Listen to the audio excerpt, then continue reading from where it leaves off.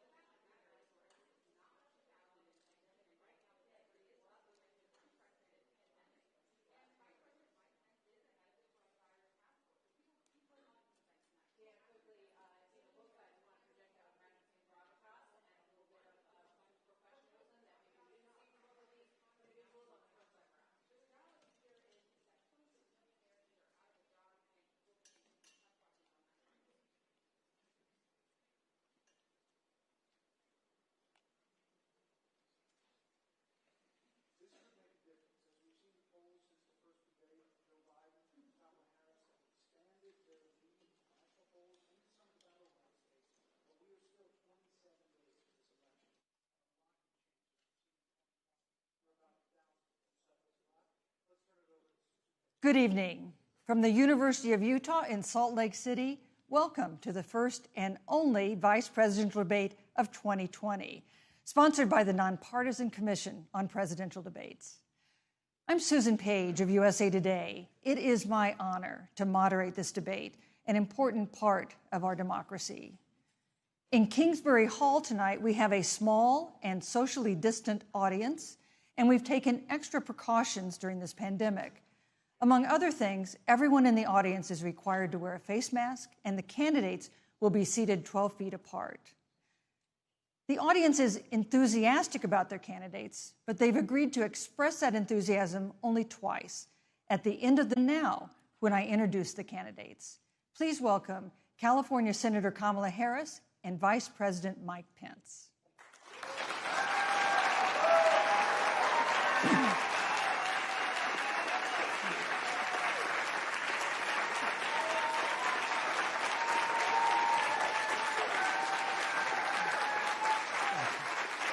Thank you.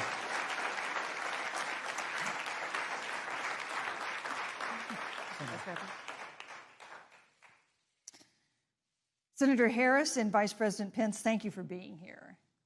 We're meeting as President Trump and the First Lady continue to undergo treatment in Washington after testing positive for COVID-19. We send our thoughts and prayers to them for their rapid and complete recovery and for the recovery of everyone afflicted by the coronavirus. The two campaigns and the Commission on Presidential Debates have agreed to the ground rules for tonight. I'm here to enforce them on behalf of the millions of Americans who are watching. One note, no one in either campaign or at the Commission or anywhere else has been told in advance what topics I'll raise or what questions I'll ask. This 90-minute debate will be divided into 9 segments of about 10 minutes each. I'll begin a segment by posing a question to each of you, sometimes the same question, sometimes a different question on the same topic. You will then have 2 minutes to answer without interruption by me or the other candidate. Then we'll take 6 minutes or so to discuss the issue. At that point, although there will always be more to say, we'll move on to the next topic. We want a debate that is lively, but Americans also deserve a discussion that is civil. These are tumultuous times, but we can and will have a respectful exchange about the big issues facing our nation.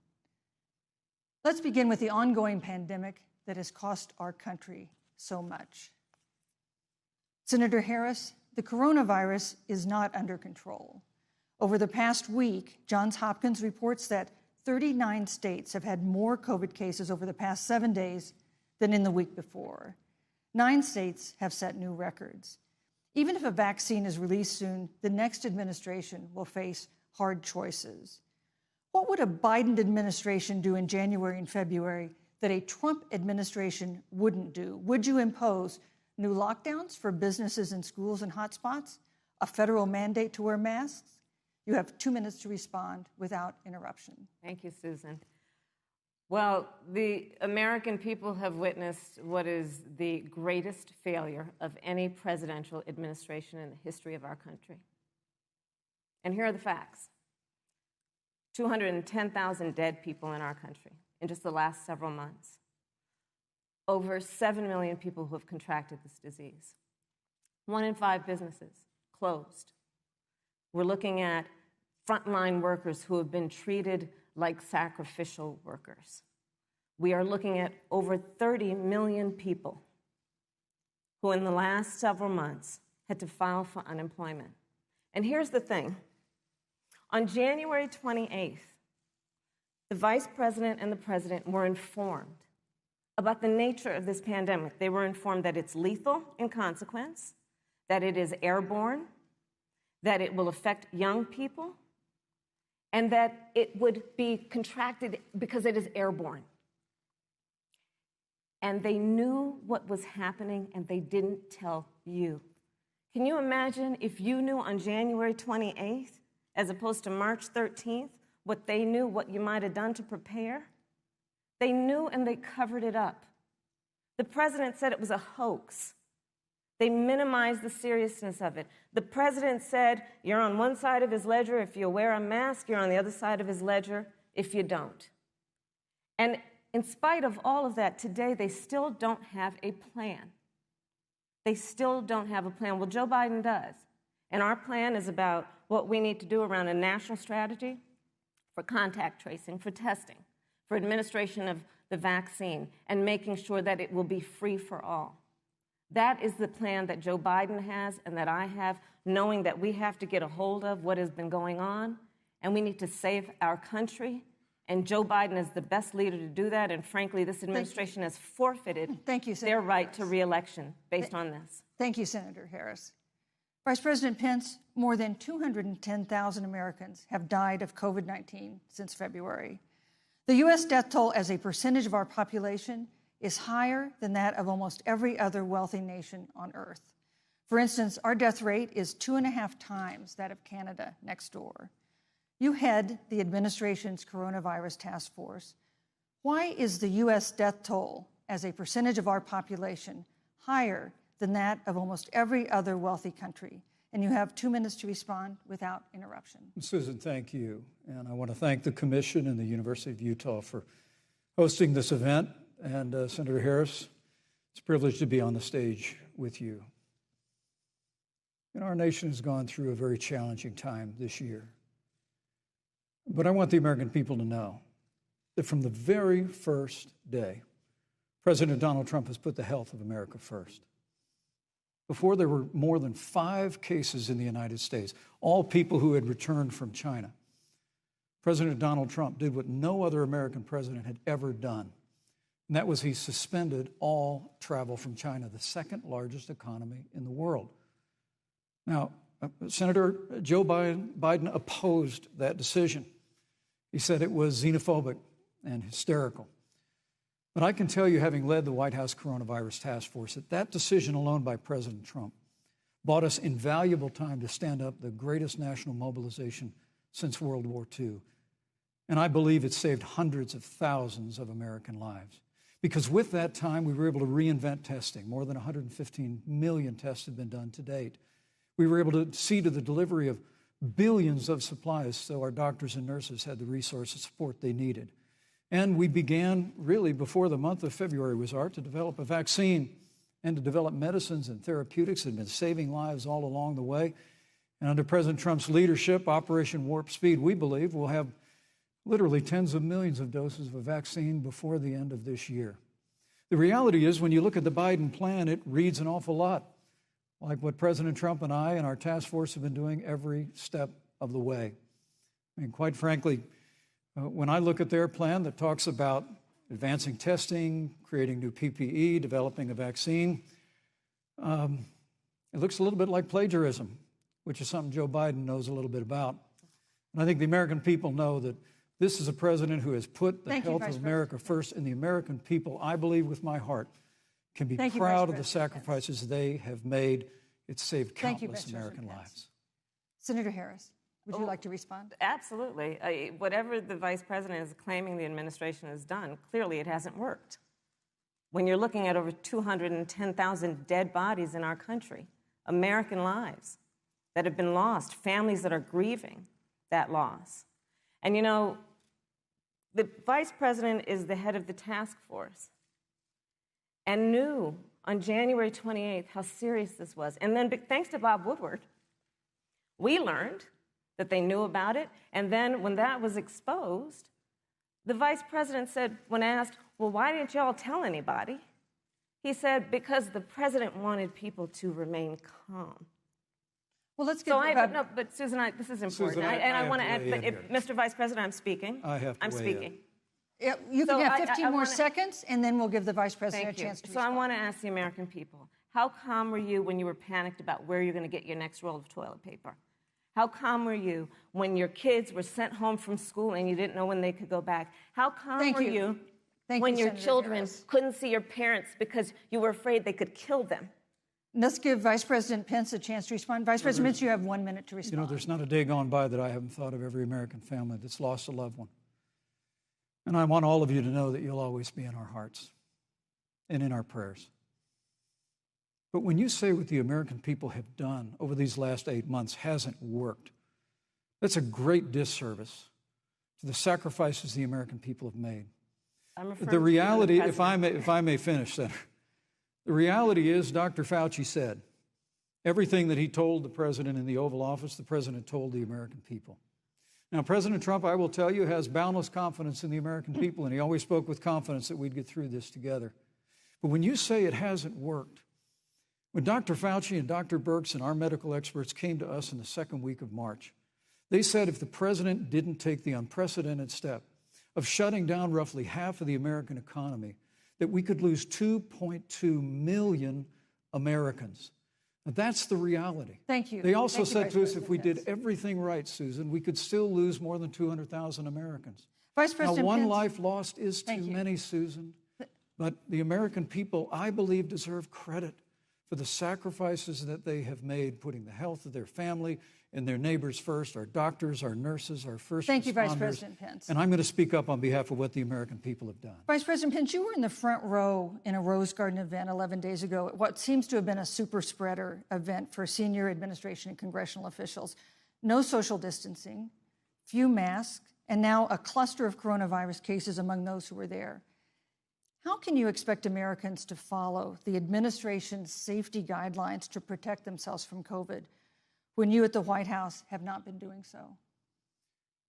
Well, the American people have demonstrated over the last 8 months that when given the facts, they're willing to put the health of their families and their neighbors and people they don't even know first.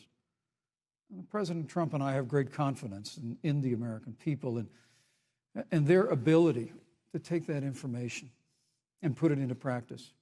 In the height of the epidemic, when we were losing a heartbreaking number of 2,500 Americans a day, we surged resources to New Jersey and New York and New Orleans and Detroit. We told the American people what needed to be done, and the American people made the sacrifices. When the outbreak in the Sun Belt happened this summer, again, Americans stepped forward. But the reality is the work of the President of the United States goes on. A vacancy on the Supreme Court of the United States has come upon us, and the President introduced Judge Amy Coney Barrett. Thank you. Thank you, Vice President Pence. That, if I may say, that Rose Garden event, there's been a great deal of speculation about it. My wife Karen and I were there and honored to be there. Many of the people who were at that event, Susan, actually were tested for coronavirus, and it was an outdoor event, which all of our scientists regularly and routinely advise. The difference here is President Trump and I trust the American people to make choices in the best interest of their health. Joe Biden and Kamala Harris consistently talk about mandates, and not just mandates with the coronavirus, but a government takeover of health care, Thank you, the Green Vice New President Deal, Pence. all government control. We're about freedom and respecting the freedom of the American people. Let's talk about respecting the American people. You respect the American people when you tell them the truth. You respect the American people when you have the courage Which we've to be a always leader done. speaking of those things that you may not want people to hear, but they need to hear so they can protect themselves. But this administration stood on information that if you had as a parent, if you had as a worker knowing you didn't have enough money saved up, and now you're standing in a food line because of the ineptitude of an administration that was unwilling to speak the truth to the American people. So let's talk about caring about the American people. The American people have had to sacrifice far too much because of the incompetence of this administration. It is asking too much of the people. Susan, we talked about Vice It is President asking too much of the people. Look- That they would not be equipped with the information they need to help themselves to protect Susan, their parents President- and No, their I'm children. sorry. Kamala Harris, Senator Harris, I'm sorry. It's fine, I'm Kamala. No, you're Senator Harris to me. For life to get back to normal, Dr. Anthony Fauci and other experts say that most of the people who can be vaccinated need to be vaccinated. But half of Americans now say they wouldn't take a vaccine if it was released now. If the Trump administration approves a vaccine before or after the election, should Americans take it, and would you take it? If the public health professionals, if Dr. Fauci, if the doctors tell us that we should take it, I'll be the first in line to take it. Absolutely. But if Donald Trump tells us that we should take it, I'm not taking it. Vice President Pence, there have been a lot of repercussions from this pandemic. In recent days, the president's diagnosis of COVID-19 has underscored the importance of the job that you hold and that you are seeking. That's our second topic tonight. It's the role of the vice president. One of you will make history on January 20th. You will be the vice president to the oldest president the United States has ever had. Donald Trump will be 74 years old on Inauguration Day. Joe Biden will be 78 years old. That already has raised concerns among some voters, concerns that have been sharpened by President Trump's hospitalization in recent days. Vice President Pence, have you had a conversation or reached an agreement with President Trump about safeguards or procedures when it comes to the issue of presidential disability? And if not, do you think you should? You have 2 minutes without interruption. Well, Susan, thank you, although I would like to go back. I think we need to move on to the issue Well, thank you, but I would like to go back because the reality is that we're going to have a vaccine, Senator, in record time, in unheard of time, in less than a year. We have 5 companies in phase 3 clinical trials, and we're right now producing tens of millions of doses. So the fact that you continue to undermine public confidence in a vaccine, if the vaccine emerges during the Trump administration, I think is unconscionable. And Senator, I just ask you, stop playing politics with people's lives. The reality is that we will have a vaccine, we believe, before the end of this year.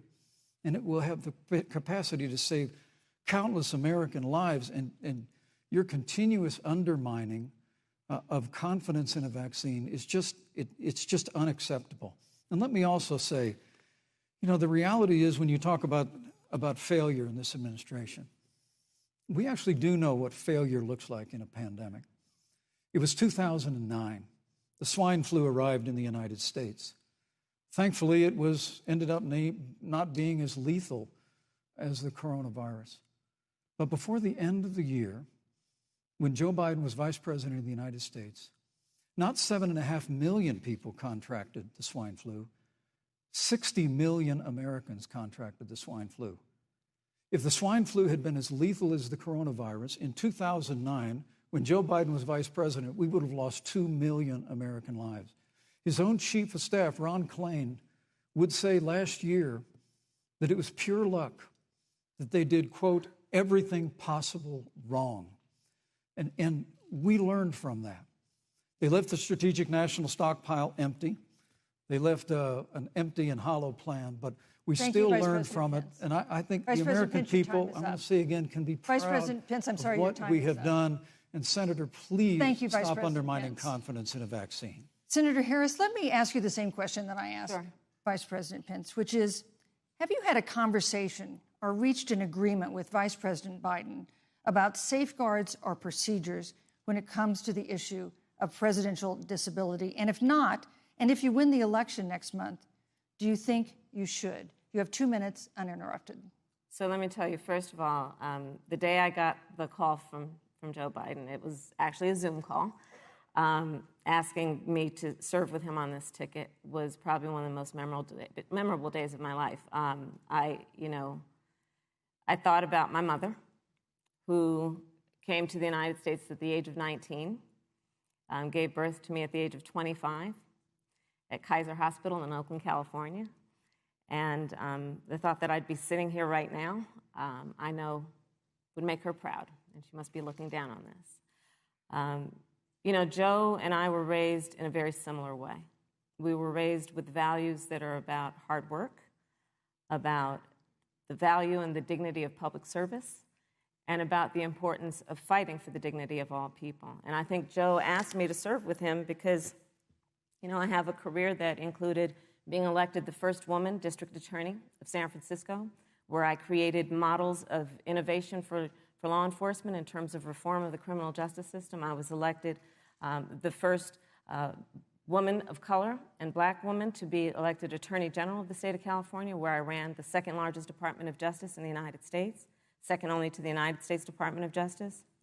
And there I took on everything from transnational criminal organizations to the big banks that were taking advantage of homeowners, to for-profit colleges that were taking advantage of veterans.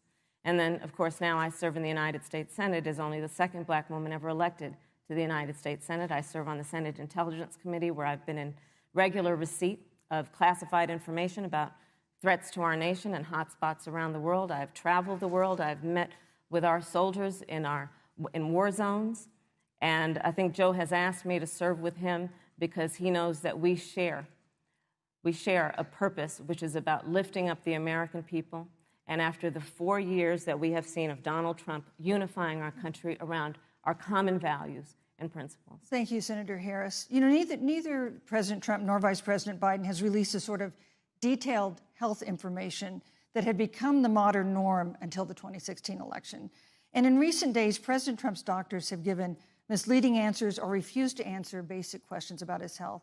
And my question to each of you in turn is this information voters deserve to know? Vice President Pence, would you like to go first?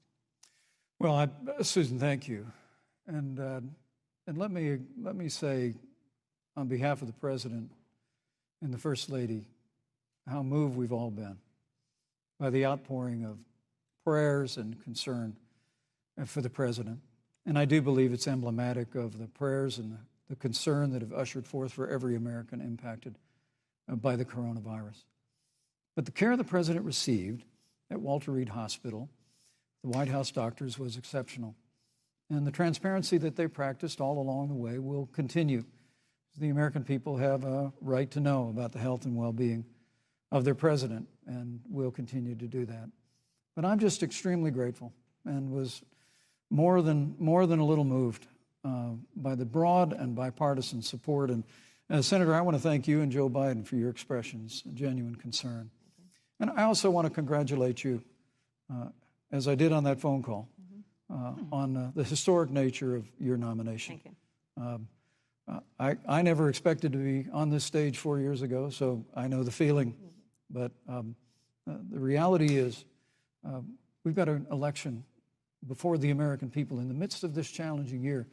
And the stakes have never been higher, but I think the choice has never been clearer. I want to give Senator Harris a chance to respond to the same question I asked, which is, do voters have a right to know more detailed health information about presidential candidates and especially about presidents, especially when they're facing some kind of challenge? Absolutely, and that's why Joe Biden has been so incredibly transparent, and certainly by contrast, the president has not, both in terms of health records, but also let's look at taxes.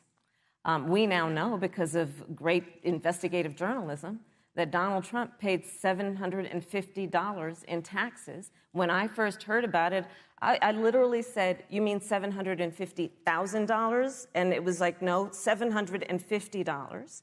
We now know Donald Trump owes and is in debt for $400 million. And just so everyone is clear, when we say in debt, it means you owe money to somebody. And it'd be really good to know who the President of the United States, the Commander-in-Chief, owes money to, because the American people have a right to know what is influencing the President's decisions. And is he making those decisions on the best interest of the American people, of you, or self-interest? So, Susan, I'm glad you asked about transparency, because it has to be across the board. Joe has been incredibly transparent over many, many years. The one thing we all know about Joe, he puts it all out there. He is honest, he is forthright. But Donald Trump, on the other hand, has been about covering up everything. Thank you, Senator Harris. I want to give you a chance to respond, Vice President. Well, look, I respect the fact that Joe Biden spent 47 years in public life. I respect your public service as well. Thank you. But the American people have a president who's a businessman, he's a job creator, who's paid tens of millions of dollars in taxes, payroll taxes, property taxes. He's created tens of thousands of American jobs. And the president said those public reports are not accurate. And the president's also released literally stacks of financial disclosures the American people can review just as the law allows. But the distinction here is that Joe Biden, 47 years in public service, compared to President Donald Trump, who brought all of that experience 4 years ago. Thank you, Vice and President. Turned this economy around by cutting taxes, rolling back regulation, unleashing American energy, fighting for free and fair trade, and all of that's on the line if Joe Biden and Kamala Harris. You know, that's a good segue into our third topic, which is about the economy. This has been another aspect of life for Americans that's been so affected by this coronavirus. We have a jobs crisis brewing.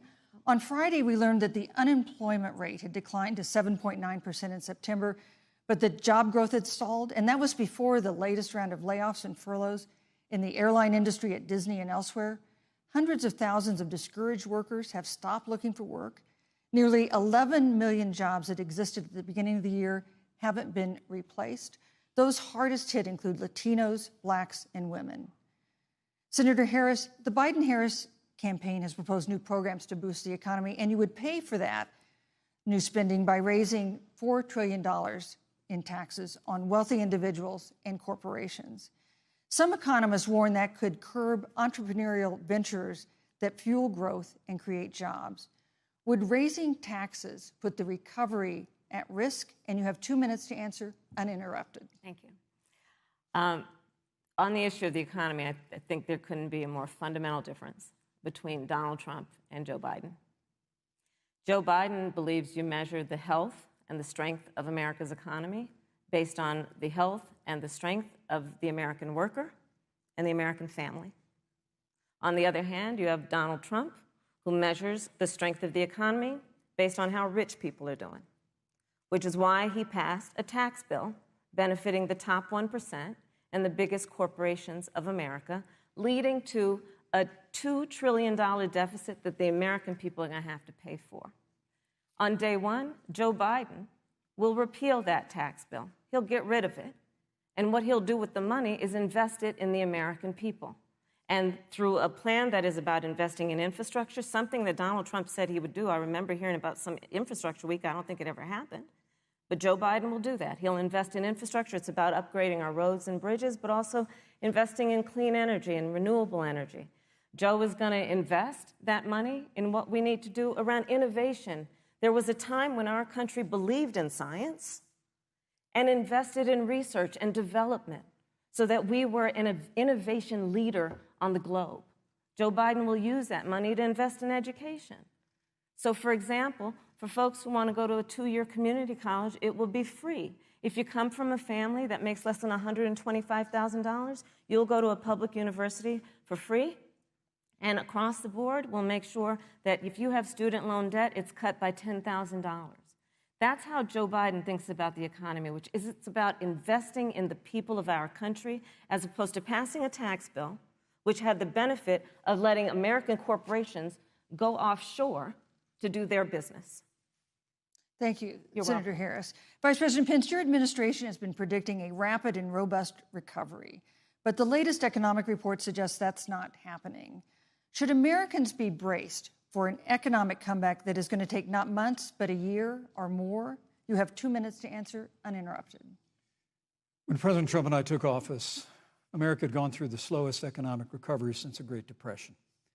Because when Joe Biden was vice president, they tried to tax and spend and regulate and bail our way back to a growing economy.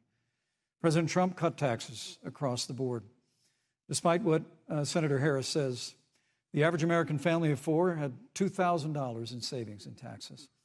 And with the rise in wages that occurred, most predominantly for blue-collar, hardworking Americans, the average household income for a family of four increased by $4,000 following President Trump's tax cuts. But America, you just heard Senator Harris tell you, on day one, Joe Biden's going to raise your taxes. It's really remarkable to think, Susan. I mean, right after a time where we're going through a pandemic that lost 22 million jobs at the height, we've already added back 11.6 million jobs because we had a president who cut taxes, rolled back regulation, unleashed American energy, fought for free and fair trade, and secured $4 trillion from the Congress of the United States to give direct payments to families, save 50 million jobs through the Paycheck Protection Program. We literally have spared no expense to help the American people and the American worker through this. Joe Biden and Kamala Harris want to raise taxes. They want to bury our economy under a $2 trillion Green New Deal, which you were one of the original co-sponsors of in the United States Senate. They want to abolish fossil fuels and ban fracking, which would cost hundreds of thousands of American jobs all across the heartland. And Joe Biden wants to go back to the economic surrender to China, that when we took office, half of our international trade deficit was with China alone. And Joe Biden wants to repeal all of the tariffs that President Trump put into effect to fight for American jobs and American workers. Joe Biden says democracy's on the ballot. Make no mistake about it, Susan. The American economy, the American comeback is on the ballot with 4 more years of growth and opportunity, 4 more years of President Donald Trump. 2021 is going to be the biggest economic year in the history of this country. Thank you, Vice President Pence. Senator Harris. Well, I mean, I thought we saw enough of it in last week's debate, but I think this is supposed to be a debate based on fact and truth. And the truth and the fact is Joe Biden has been very clear. He will not raise taxes on anybody who makes less than $400,000 a year. He said he's going to repeal the Trump tax cuts. Mr. Vice President, I'm speaking. Well, I'm speaking. It'd be important if you said the truth. Joe Biden said twice in the debate last week that he's going to repeal the Trump tax cuts. That was tax cuts that gave the average working family $2,000 in a tax break every single year. Senator, that is absolutely not true. Is he only going to repeal part of the Trump tax cuts? If you don't mind letting me finish, we can then have a conversation, okay? Please. Okay. Joe Biden will not raise taxes on anyone who makes less than $400,000 a year. He has been very clear about that. Joe Biden will not end fracking. He has been very clear about that.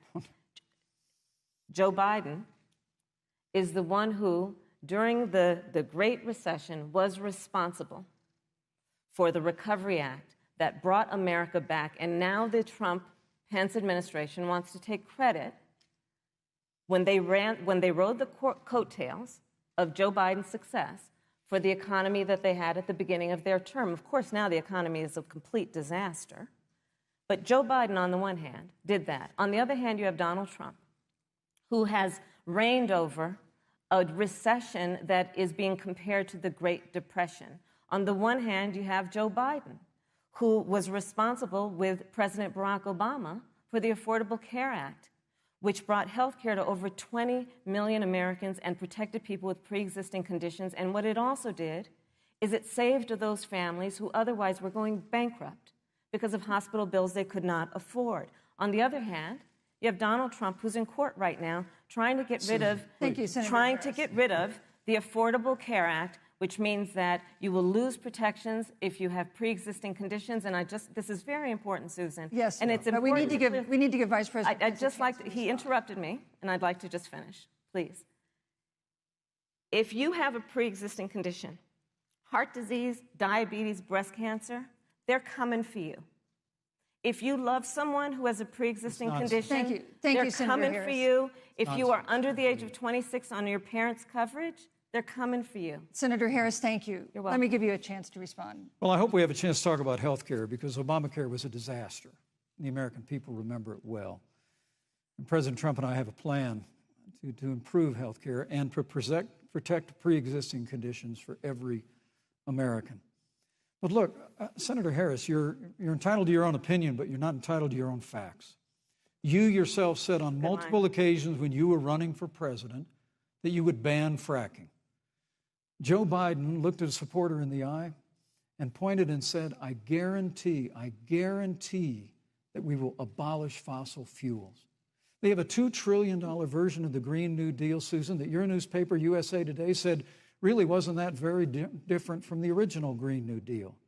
More taxes, more regulation, banning fracking, abolishing fossil fuel, crushing American energy, and economic surrender to China is a prescription for economic decline. President Trump and I will keep America growing. The V-shaped recovery that's underway right now will continue with 4 more years of President Donald Trump. Thank you very, very much, Vice President Pence. Once again, you've provided the perfect segue to a new topic, which is climate change.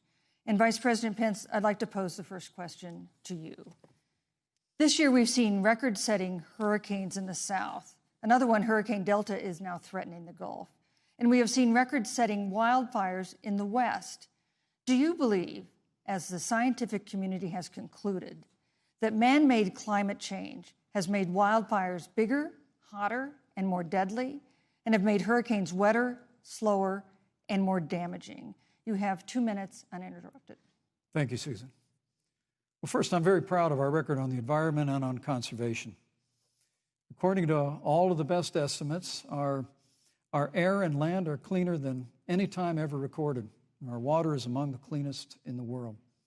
And just a little while ago, the president signed the Outdoors Act. It's the largest investment in our public lands and public parks in 100 years.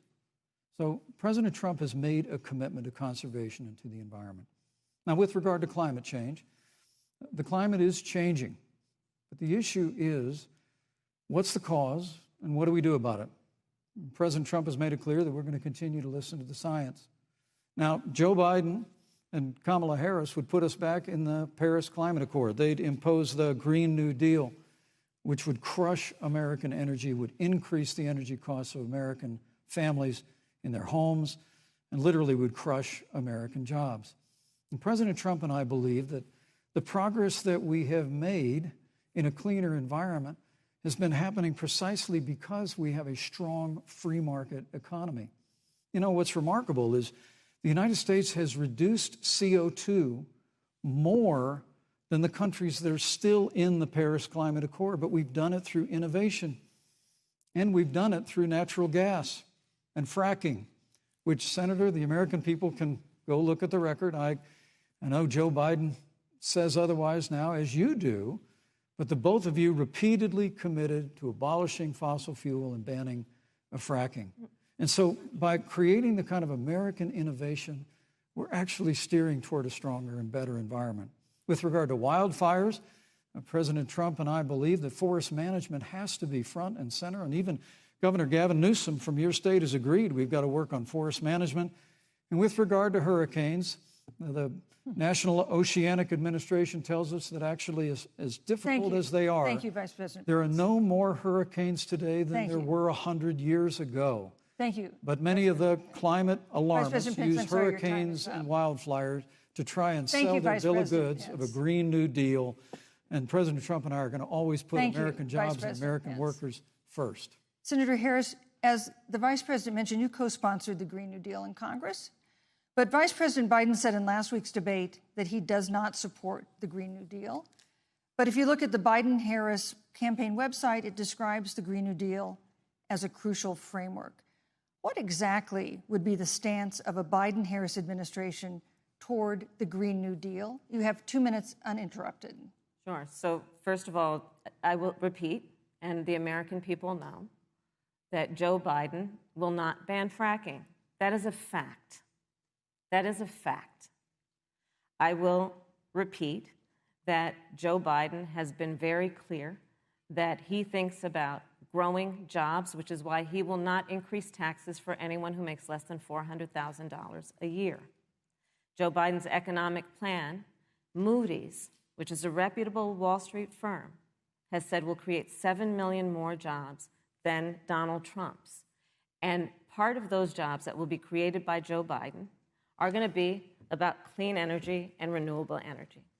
Because you see, Joe understands that the west coast of our country is burning, including my home state of California.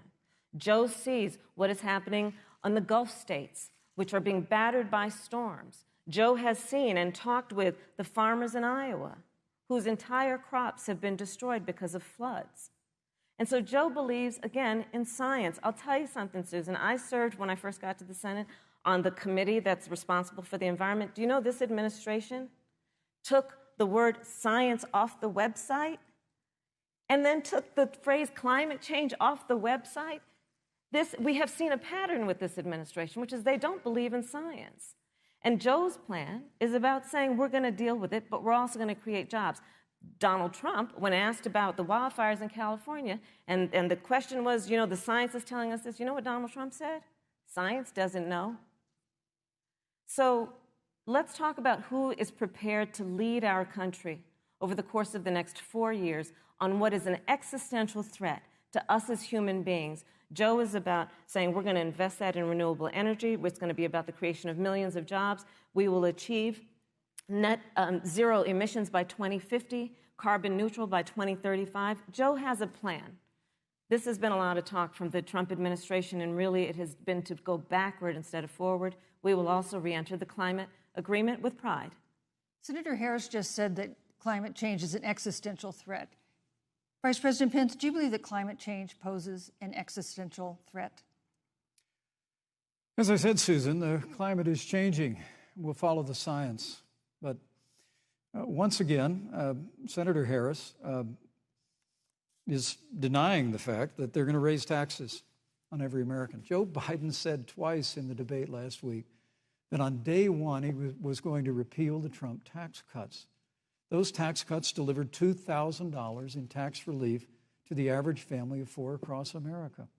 And with regard to banning fracking, I just recommend that people look at the record. You yourself said repeatedly that you would ban fracking. You were the first Senate co-sponsor of the Green New Deal. And while Joe Biden denied the Green New Deal, Susan, thank you for pointing out, the Green New Deal is on their campaign website. And as USA Today said, it's essentially the same plan as you co-sponsored with AOC when she submitted it in the Senate. And you just heard the senator say that she's going to resubmit America to the Paris Climate Accord. Look, the American people have always cherished our environment. We'll continue to cherish it. We've made great progress reducing CO2 emissions through American innovation and the development of natural gas through fracking. We don't need a massive $2 trillion Green New Deal that would impose all new mandates on American businesses and American families. Thank you. Joe Biden wants us to retrofit 4 million American business buildings. It makes no sense. It will cost jobs. President Trump is going to put America first. He's going to put jobs first, and we're going to take care of our environment and follow the science. Thank you, But, on the issue of jobs, Senator Harris. Let's talk about that. The vice president earlier referred to, as part of what he thinks is an accomplishment, the president's trade war with China. You lost that trade war. You lost it. What ended up happening is because of a so-called trade war with China, America lost 300,000 manufacturing jobs. Farmers have experienced bankruptcy because of it. We are in a manufacturing recession because of it. And when we look at where this administration has been, there are estimates that by the end of the term of this administration, they will have lost more jobs than almost any other presidential administration. And the American people know what I'm talking about. You know, I think about 20-year-olds. You know, we have a 20-year-old, a 20-something-year-old, who are coming out of high school and college right now, and you're wondering, is there going to be a job there for me? We're looking at people who are trying to figure out how they're going to pay rent by the end of the month. Almost half of American renters are worried about whether they're going to be able to pay rent by the end of the month. This is where the economy is in America right now, and it is because of the catastrophe and the failure of leadership of this administration. Thank you, Senator Harris. Vice President Pence, let me give you just 15 seconds to respond, because then I want to move on to Well, I'd love to respond. Look, lost the trade war with China. Joe Biden never fought it. Joe Biden has been a cheerleader for communist China over the last several decades. And again, Senator Harris, you're entitled to your opinion. You're not entitled to your own facts. When Joe Biden was vice president, we lost 200,000 manufacturing jobs, and President Obama said they were never coming back. He said we needed a magic wand to bring them back. In our first 3 years after we cut taxes, rolled back regulation, unleashed American energy, this administration saw 500,000 manufacturing jobs created. And that's exactly the kind of growth we're going to continue to see as we bring our nation through this pandemic. But a Green New Deal, your massive new mandates, your Paris Climate Accord, it's going to kill jobs this time, just like it killed jobs. I just need to respond very briefly. 15 seconds, and then we'll move on. Thank you. Joe Biden is responsible for saving America's auto industry, and you voted against it. So let's set the record straight. Thank you.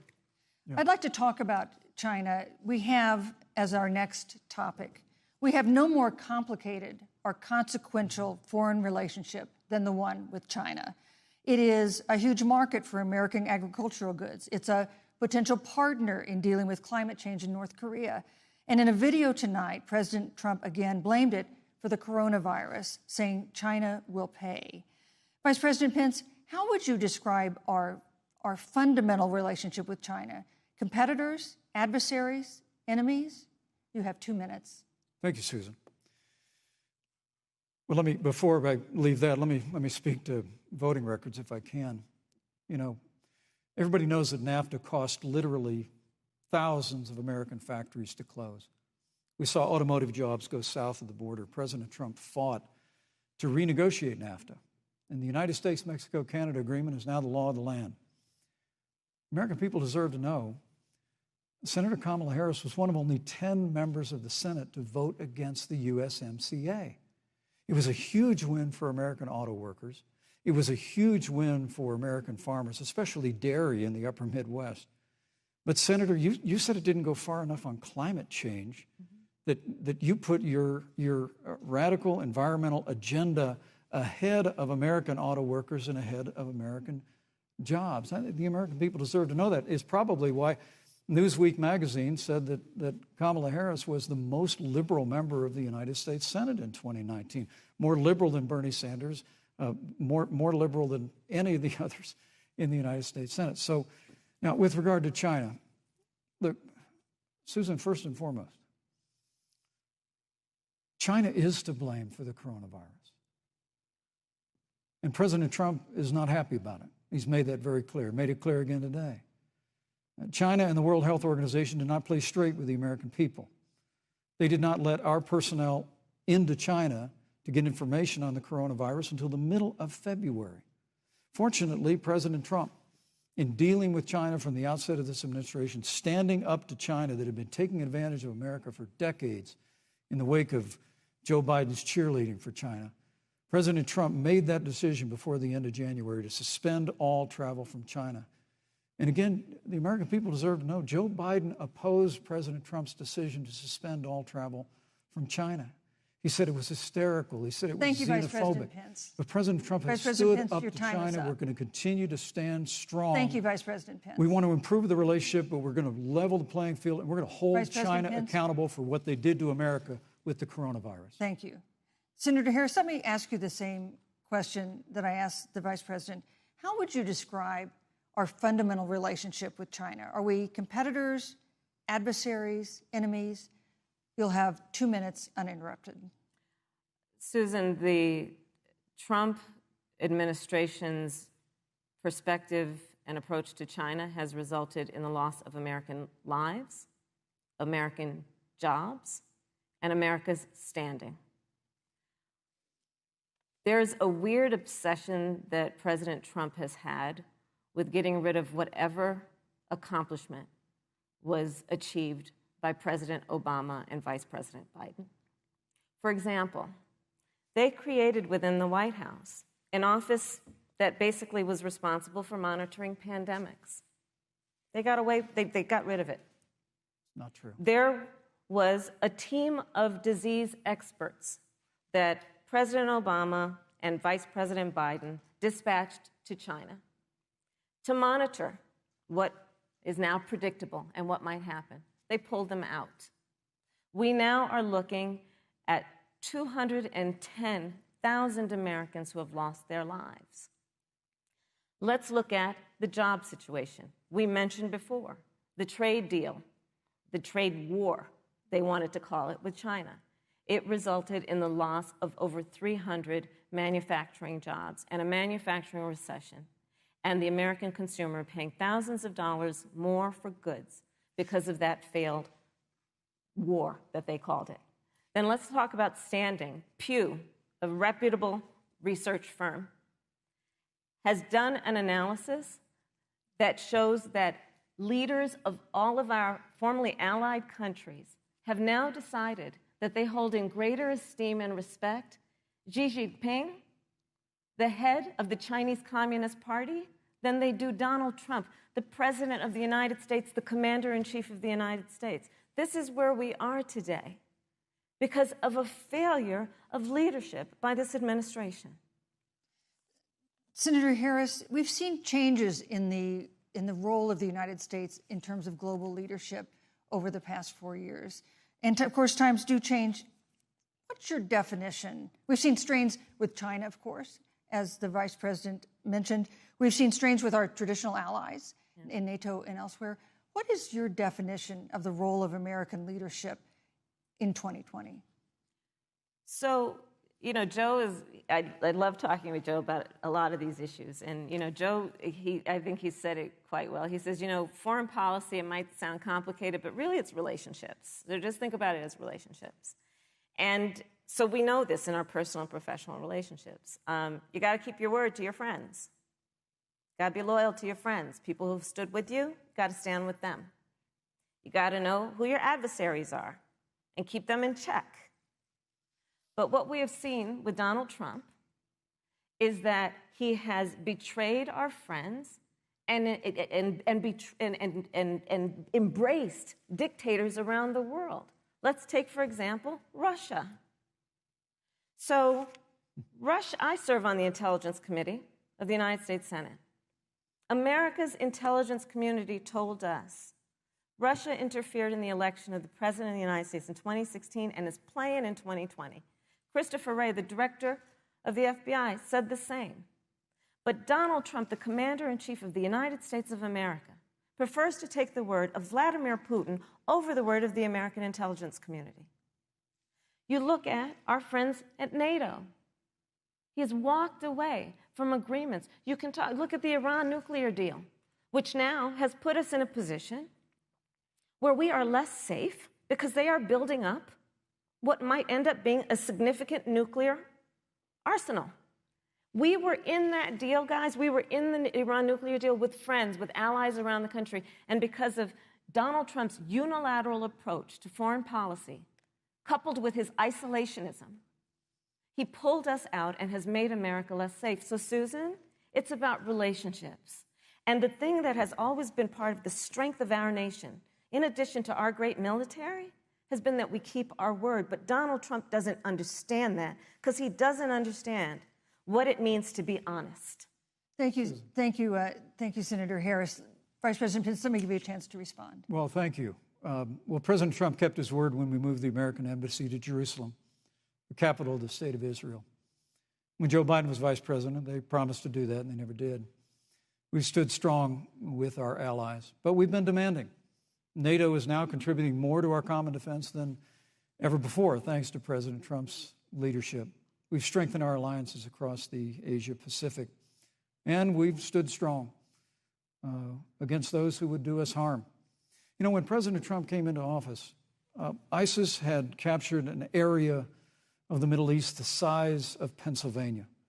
But President Trump unleashed the American military, and our armed forces destroyed the ISIS caliphate and took down their leader, al-Baghdadi, without one American casualty. Al-Baghdadi was responsible for the death of thousands.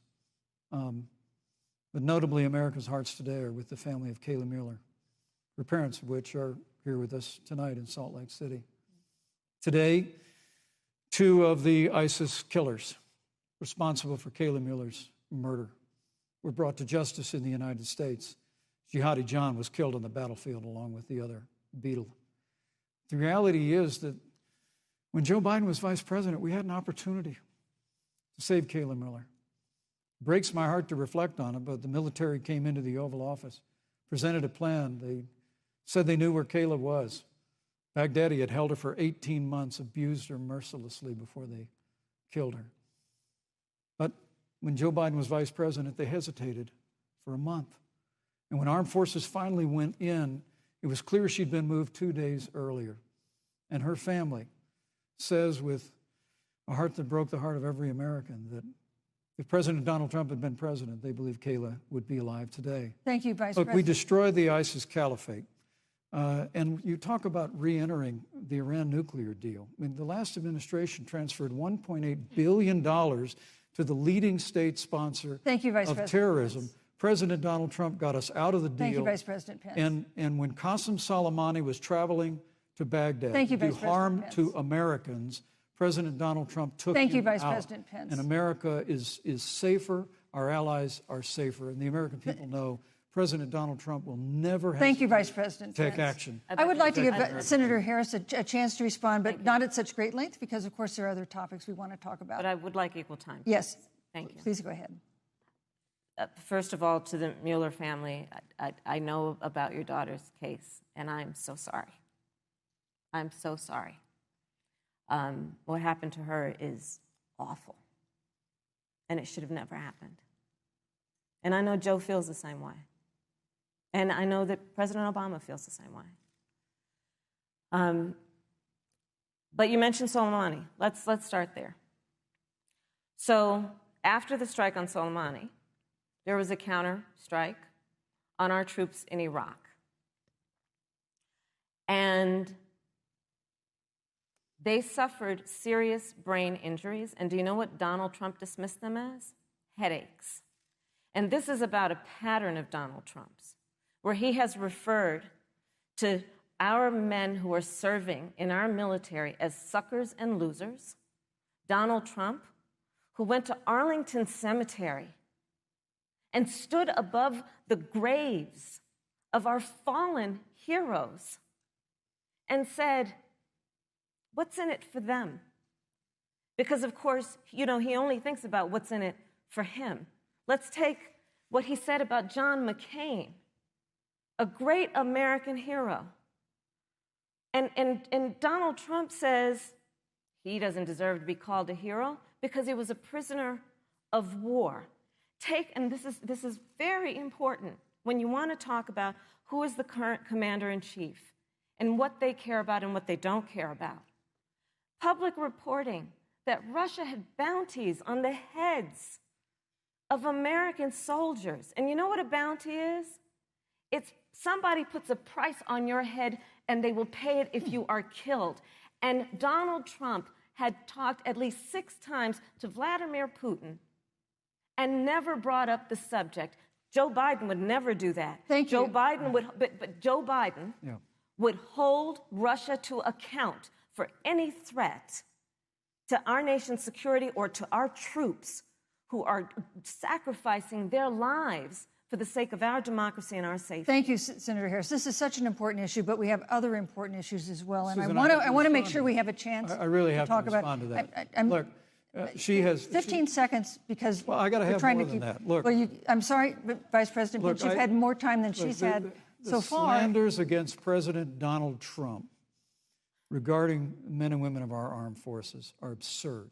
I'm sorry, Vice President Pence. My son is a captain in the United States Marine Corps. My son-in-law is deployed in the United States Navy. I can assure all of you, with sons and daughters serving in our military, President Donald Trump not only respects but reveres all of those who serve in our armed forces, and any suggestion otherwise is ridiculous. Thank you, Vice President Pence. The American people deserve, Susan, the American people deserve to know. Vice President Pence, I did not, excuse me, Susan, I did not create the rules for tonight. Joe Biden. Your campaigns agreed to the rules for tonight's debate with the Commission on Presidential Debates. I'm here to enforce them, which involves moving from one topic to another, giving roughly equal time to both of you, which is what I'm trying very hard to do. Go right ahead. So I want to go ahead and move to the next topic, which is an important one, as the last topic was, and that is the Supreme Court. On Monday, the Senate Judiciary Committee is scheduled to open hearings on Amy Coney Barrett's nomination to the Supreme Court. Senator Harris, you'll be there as a member of the committee. Yes. Her confirmation would cement the court's conservative majority and make it likely open to more abortion restrictions, even to overturning the landmark Roe v. Wade ruling. Access to abortion would then be up to the states. Vice President Pence, you're the former governor of Indiana. If Roe v. Wade is overturned, what would you want Indiana to do? Would you want your home state to ban all abortions? You have 2 minutes, uninterrupted. Well, thank you for the question, but I'll use a little bit of my time to respond to that very important issue before. The American people deserve to know Qasem Soleimani, the Iranian general, was responsible for the death of hundreds of American service members. When the opportunity came, we saw him headed to Baghdad to kill more Americans. President Trump didn't hesitate, and Qasem Soleimani is gone. But you deserve to know that Joe Biden and Kamala Harris actually criticized the decision to take out Qasem Soleimani. It's really inexplicable, but with regard to Joe Biden, it's explainable. Because history records that Joe Biden actually opposed the raid against Osama bin Laden. It's absolutely essential that we have a commander-in-chief who will not hesitate to act to protect American lives and to protect American service members, and that's what you have in President Donald Trump. Now, with regard to the Supreme Court of the United States, let me say President Trump and I could not be more enthusiastic about the opportunity to see Judge Amy Coney Barrett become Justice Amy Coney Barrett. She's a brilliant woman, and she will bring a lifetime of experience and a sizable American family to the Supreme Court of the United States. And our hope is, in the hearing next week, unlike Justice Kavanaugh received with treatment from you and others, we hope she gets a fair hearing.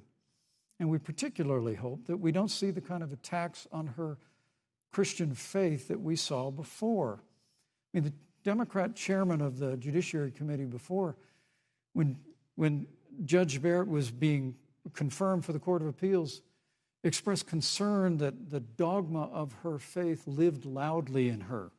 Dick Durbin of Illinois said that it was a concern.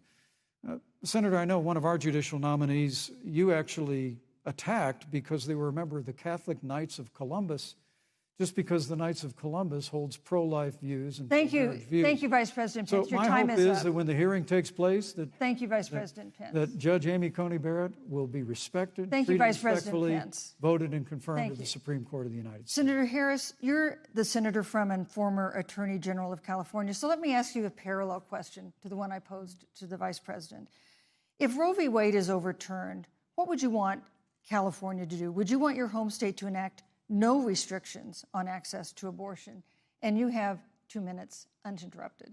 Thank you, Susan. First of all, Joe Biden and I are both people of faith, and it's insulting to suggest that we would knock anyone for their faith. And in fact, Joe, if elected, will be only the second practicing Catholic as President of the United States. On the issue of this nomination, Joe and I are very clear, as are the majority of the American people. We are 27 days before the decision about who will be the next president of the United States. And, you know, before, when this conversation has come up, you know, it's been about election year or election time. We're literally in an election. Over 4 million people have voted. People are in the process of voting right now. And so Joe has been very clear, as the American people are. Let the American people fill that seat in the White House, and then we'll fill that seat on the United States Supreme Court. And to your point, Susan, the issues before us couldn't be more serious. There's the issue of choice, and I will always fight for a woman's right to make a decision about her own body. It should be her decision and not that of Donald Trump and the Vice President, Michael Pence. But let's also look at what else is before the court. It's the Affordable Care Act. Like, literally in the midst of a public health pandemic, when over 210,000 people have died and 7 million people probably have what will be in the future considered a pre-existing condition because you contracted the virus. Donald Trump is in court right now trying to get rid of the Affordable Care Act. And I said it before, and it bears repeating. This means that there will be no more protections, if they win, for people with pre-existing conditions. Yeah. This means that over 20 million people will lose your coverage. It means that if you're under the age of 26, you can't stay on your parents' coverage anymore. And here's the thing. The contrast couldn't be more clear. They're trying to get rid of the Affordable Care Act. Joe Biden is saying, let's expand coverage. Let's give you a choice of a public option or private coverage. Let's bring down premiums. Thank you, Senator Let's Harris. Lower Medicare eligibility to 60. Thank you, Senator That's true Harris. leadership. You know, you mentioned earlier, Vice President Pence, that the president was committed to maintaining protections for people with pre-existing conditions. But you do have this court case that you are supporting, your administration supporting, that would strike down the Affordable Care Act. The president says, President Trump says that he's going to protect people with pre-existing conditions, but he has not explained how he would do that. And that was one of the toughest nuts to crack when they were passing the Affordable Care Act. So tell us specifically, how would your administration protect Americans with pre-existing conditions to have access to affordable insurance if the Affordable Care Act is struck down? Well, thank you, Susan. But let me just say, addressing your very first question, I couldn't be more proud to serve as vice president to a president who stands without apology for the sanctity of human life. I'm pro-life. I don't apologize for it. And this is another one of those cases where there's such a dramatic contrast. Joe Biden and Kamala Harris support taxpayer funding of abortion all the way up to the moment of birth, late-term abortion. They want to increase funding to Planned Parenthood of America. Now, for our part, I would never presume how Judge Amy Coney Barrett would rule on the Supreme Court of the United States, but we'll continue to stand strong for the right to life. When you speak about the Supreme Court, though, I think the American people really deserve an answer, Senator Harris. Are you and Joe Biden going to pack the court if Judge Amy Coney Barrett is confirmed? I mean, there have been 29 vacancies on the Supreme Court during presidential election years, from George Washington to Barack Obama. Presidents have nominated in all 29 cases. But your party is actually openly advocating adding seats to the Supreme Court, which has had 9 seats for 150 years, if you don't get your way. This is a classic case of if you can't win by the rules, you're going to change the rules. Now, you've refused to answer the question. Joe Biden has refused to answer the question. So I think the American people would really like to know, if Judge Amy Coney Barrett is confirmed to the Supreme Court of the United States, are you and Joe Biden, if somehow you win this election, going to pack the Supreme Court to get your way? I'm so glad we went through a little history lesson. Let's do that a little more. In 1864... Well, I'd like you to answer the question. No, Mr. Vice President, I'm speaking. I'm fast. speaking. Okay. In 1864, one of the, I think, political heroes, certainly of the president, I assume of you also, Mr. Vice President, is Abraham Lincoln. Mm-hmm. Abraham Lincoln was up for re-election, and it was 27 days before the election, and a seat became open on the United States Supreme Court. Abraham Lincoln's party was in charge not only of the White House, but the Senate. But Honest Abe said it's not the right thing to do. The American people deserve to make the decision about who will be the next president of the United States, and then that person can select who will serve for a lifetime on the highest court of our land. And so Joe and I are very clear. The American people are voting right now, and it should be their decision about who will serve on this most important body for a lifetime. Thank you, And Senator the Harris. people, Susan, are voting right now. They'd like to know if you and Joe Biden are going to pack the Supreme Court if you don't get your way in this nomination. Let's talk about packing. You once again gave a non-answer. Joe Biden gave a non-answer. Trying to answer you the now. American people deserve a straight answer. And if you haven't figured it out yet, the straight answer is they are going to pack the Supreme Court if they somehow win this election. Men and Mr. women, Vice President, I got to I tell you, think people across this country, if you cherish our Supreme Court, if you cherish the separation of powers, you need to reject the Biden-Harris ticket. Come November the 3rd, re-elect President Donald Trump, and we'll stand by that separation of powers in a 9-seat Supreme Court. Yeah, let's talk about packing the court then. Let's talk about the Please. fact. Yeah, I'm about to. So the Trump-Pence administration has been, because I sit on the Senate Judiciary Committee, Susan, as you mentioned, and I've witnessed the appointments for lifetime appointments to the federal courts, district courts, courts of appeal. People who are purely ideological, people who have been reviewed by legal professional organizations and found to have been not competent, are substandard. And do you know that of the 50 people who President Trump appointed to the Court of Appeals for lifetime appointments, not one is black? This is what they've been doing. You want to talk about packing a court? Let's have that discussion. All right, thank you. Thank you, Senator. Let's go on and talk about the issue of racial justice. I just want the record to reflect she never answered the question. So maybe the next debate, Joe Biden will answer the question. But I think the American people know the answer. Thank you, Vice President. In March, Breonna Taylor, a 26-year-old emergency room technician in Louisville, was shot and killed after police officers executing a search warrant in a narcotics investigation broke into her apartment. The police said they identified themselves. Taylor's boyfriend said he didn't hear them do that. He used a gun registered to him to fire a shot, which wounded an officer. The officers then fired more than 20 rounds into the apartment. They say they were acting in self-defense. None of them have been indicted in connection with her death. Senator Harris, in the case of Breonna Taylor, was justice done? You have 2 minutes. I don't believe so. And I've talked with Breonna's mother, Tamika Palmer. and her family. And her family deserves justice. She was a beautiful young woman. She had as her life goal to become a nurse, and she wanted to become an EMT to first learn what's going on out on the street so she could then become a nurse and save lives. And her life was taken unjustifiably and tragically and violently. And it brings me to, the 8 minutes and 46 seconds that America witnessed, during which an American man was tortured and killed under the knee of an armed, uniformed police officer. And people around our country of every race, of every age, of every gender, perfect strangers to each other, marched shoulder to shoulder, arm in arm, fighting for us to finally achieve that ideal of equal justice under law.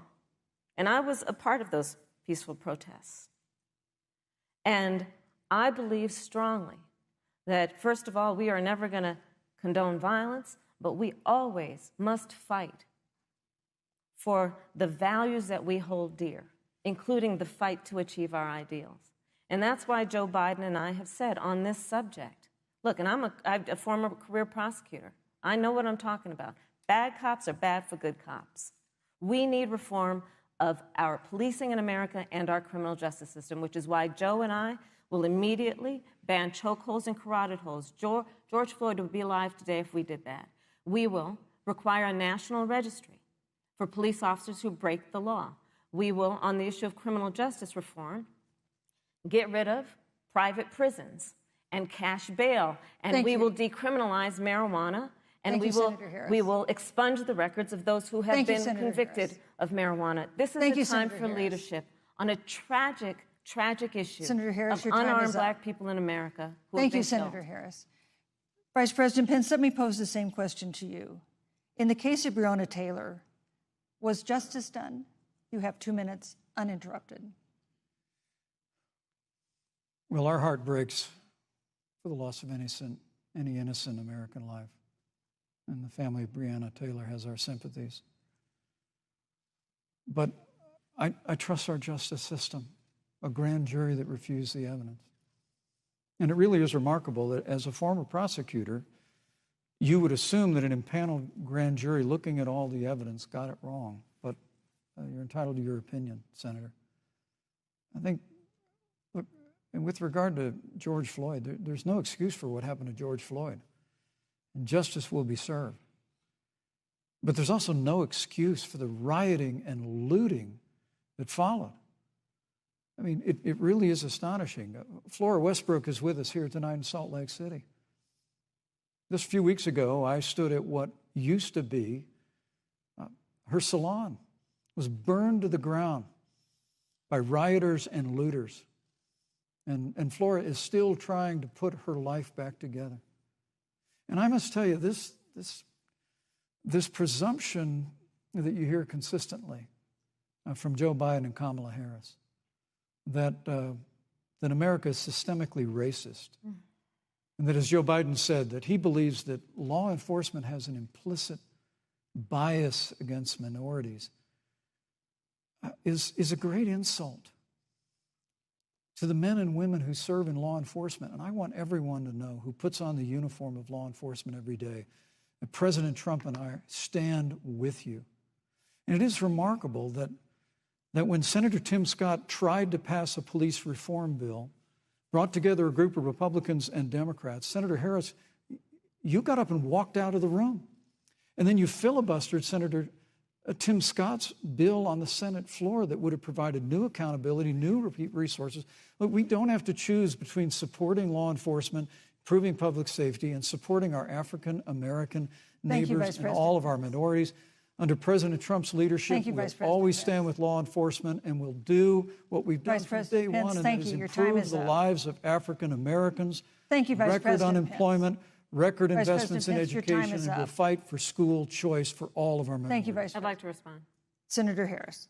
I will not sit here and be lectured by the Vice President on what it means to enforce the laws of our country. I am the only one on this stage who was personally prosecuted, everything from child sexual assault to homicide. I'm the only one on this stage who has prosecuted the big banks for taking advantage of America's homeowners. I'm the only one on this stage who prosecuted for-profit colleges for taking advantage of our veterans. And the reality of this is that we are talking about an election in 27 days, where last week the President of the United States took a debate stage in front of 70 million Americans and refused to condemn white supremacists. Not true. And Not true. it wasn't like he didn't have a chance. He didn't do it, and then he doubled down. And then he said, when pressed, stand back, stand by. And this is a part of a pattern of Donald Trump's. He called Mexicans rapists and criminals. He instituted as his first act a Muslim ban. On the issue of Charlottesville, where people were peacefully protesting the need for racial justice, where a young woman was killed. And on the other side, there were neo-Nazis carrying tiki torches, shouting racial epithets, anti-Semitic slurs. And Donald Trump, when asked about it, said there were fine people on both sides. This is who we have as the President of the United States. And America, you deserve better. Joe Biden will be a president who brings our country together. Senator Harris. And recognizes the beauty in our diversity and the fact that we Senator all Harris, have so much more in common than what separates us. Vice President Pence, let me give you a minute to respond. Thank you, Susan. I appreciate that very much. You know, I think this is one of the things that makes people dislike the media so much in this country, Susan, is that you selectively edit, just like Senator Harris did, comments that President Trump and I and others on our side of the aisle make. I mean, Senator Harris conveniently omitted, after the president made comments about people on either side of the debate over monuments, he condemned the KKK, neo-Nazis, and white supremacists, and has done so repeatedly.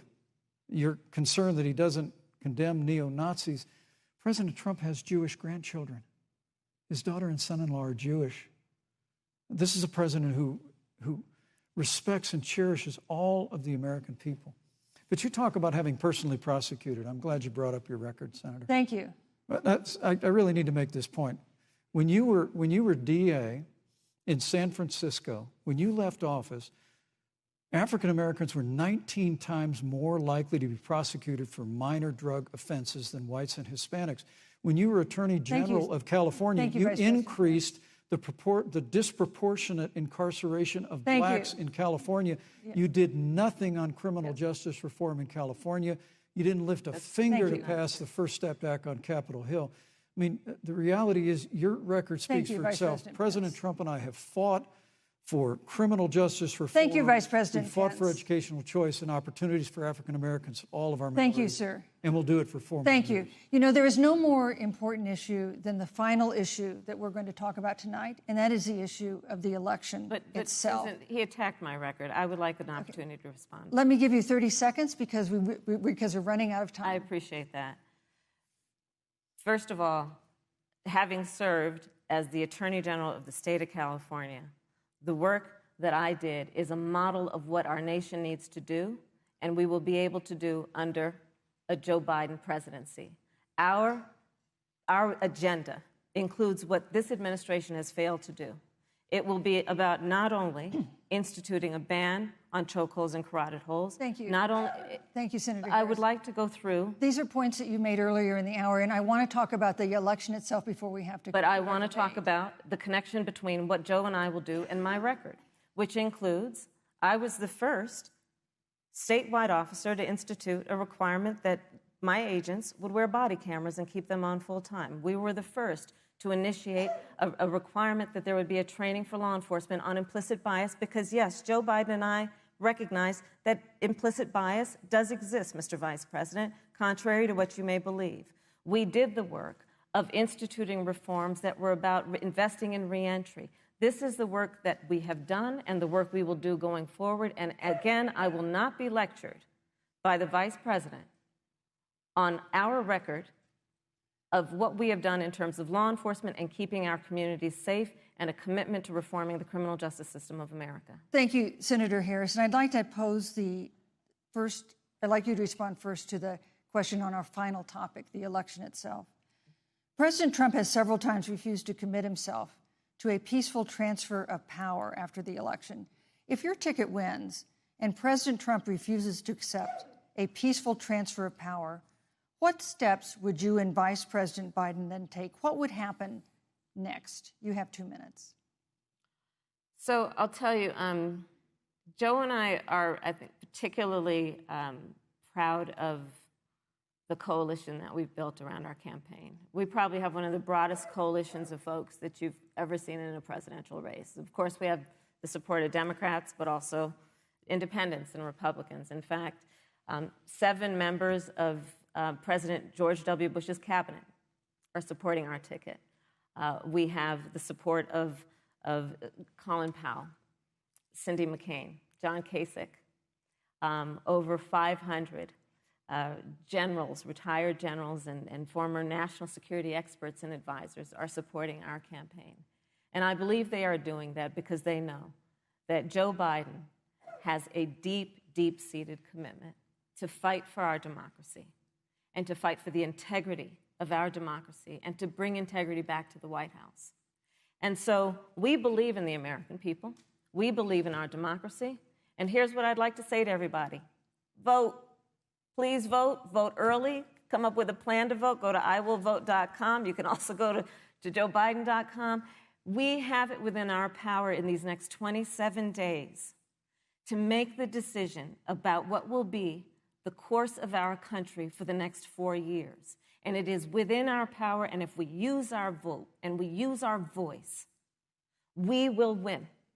And we will not let anyone subvert our democracy with what Donald Trump has been doing, as he did on the debate stage last week, when again in front of 70 million people, he openly attempted to suppress the vote. Joe Biden, on the other hand, on that same debate stage, because clearly Donald Trump doesn't think he can run on a record because it's a failed record, Joe Biden on that stage said, hey, just please vote. So I'll repeat what Joe said. Please vote. Thank you, Senator. Vice President Pence, President Trump has several times refused to commit himself to a peaceful transfer of power after the election. If Vice President Biden is declared the winner and President Trump refuses to accept a peaceful transfer of power, what would be your role and responsibility as Vice President? What would you personally do? You have 2 minutes. Well, Susan, first and foremost, I think we're going to win this election. Because while Joe Biden and Kamala Harris rattle off a long litany of the establishment in Washington, D.C., an establishment that Joe Biden's been a part of for 47 years, President Donald Trump has launched a movement of everyday Americans from every walk of life. And I have every confidence that those same Americans that delivered that historic victory in 2016, they see this president's record where we rebuild our military, we revived our economy through tax cuts and rolling back regulation, fighting for fair trade, unleashing American energy. We appointed conservatives to our federal courts at every level. And we stood with the men and women of law enforcement every single day. And I think that movement of Americans has only grown stronger in the last 4 years. But when you talk about accepting the outcome of the election, I must tell you, Senator, your party has spent the last 3.5 years trying to overturn the results of the last election. It's amazing. When Joe Biden was vice president of the United States, the FBI actually spied on President Trump and my campaign.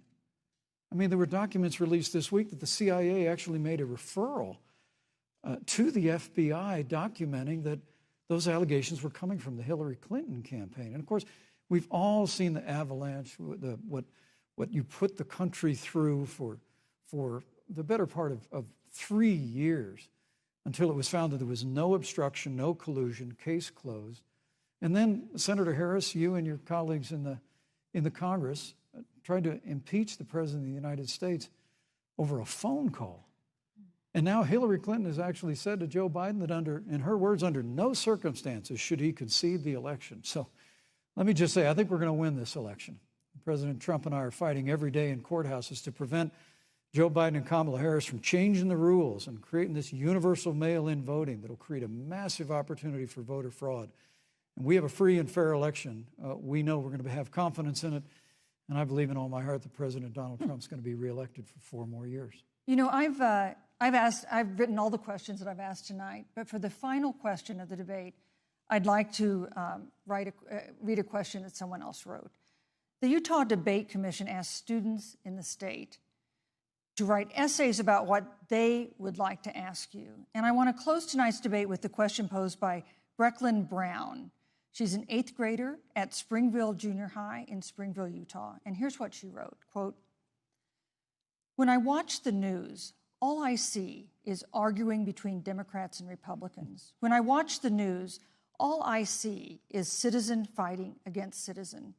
When I watch the news, all I see are 2 candidates from opposing parties trying to tear each other down.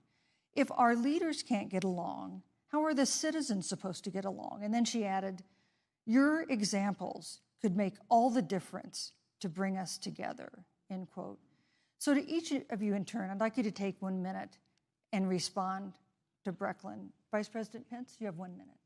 Brecklin, it's a wonderful question. And let me just commend you for taking an interest in public life. I started following the news when I was very young. And in America, we believe in a free and open exchange of debate. And we celebrate that. And it's how we've created literally the freest and most prosperous nation in the history of the world. But I would tell you that don't assume that what you're seeing on your local news networks is synonymous with the American people. You know, I look at the relationship between Justice Ruth Bader Ginsburg, the late justice who we just lost from the Supreme Court, and the late Justice Antonin Scalia. They were on polar opposites on the Supreme Court of the United States, one very liberal, one very conservative. But what's been learned since her passing was the 2 of them and their families were the very closest of friends. I mean, here in America, we can disagree. We can debate vigorously, as Senator Harris and I have on this stage tonight. But when the debate is over, we come together as Americans. And that's what people do in big cities and small towns all across this country. So I just want to encourage you, Brecklin. I want to tell you that we're going to work every day to have government as good as our people. And the American people each and every day love a good debate. We love a good argument. But we always come together and are always there for one another. Thank you, in times of need. And we've especially learned that through the difficulties of this year. Senator Harris, what would you say to Brecklin? First of all, I love hearing from our young leaders. And when I hear her words, when I hear your words, Brecklin, I know our future is bright because it is that perspective on who we are and who we should be. That is a sign of leadership and is something we should all aspire to be. And that, that brings me to Joe. Joe Biden, one of the reasons that Joe decided to run for president is after Charlottesville, which we talked about earlier. It so troubled him and upset him like it did all of us, that there was that kind of hate and division. What propelled Joe to run for president was to see that over the course of the last 4 years, what Brecklin described has been happening. Joe has a long-standing reputation of working across the aisle and working in a bipartisan way. And that's what he's going to do as president. Joe Biden has a history of lifting people up and fighting for their dignity. You have to know Joe's story to know that Joe has known pain, he has known suffering, and he has known love. And so, Brecklin, when you think about the future, I do believe the future is bright. And it will be because of your leadership, and it will be because we fight for each person's voice through their vote, and we get engaged in this election because you have the ability through your work and through, eventually, your vote. Thank you, to Senator determine Harris. the future of our country and what its leadership looks like. Thank you, Senator Harris. Thank you, Vice President Pence. Thank you so much for being with us tonight. We want to thank also the University of Utah for its hospitality, and most of all, our thanks to all the Americans who watched this debate tonight. Again, our best wishes for a quick recovery to President Trump, the First Lady, and everyone who is battling COVID-19. The second presidential debate is next week on October 15th, a town hall-style debate in Miami. We hope you'll join us then. Good evening.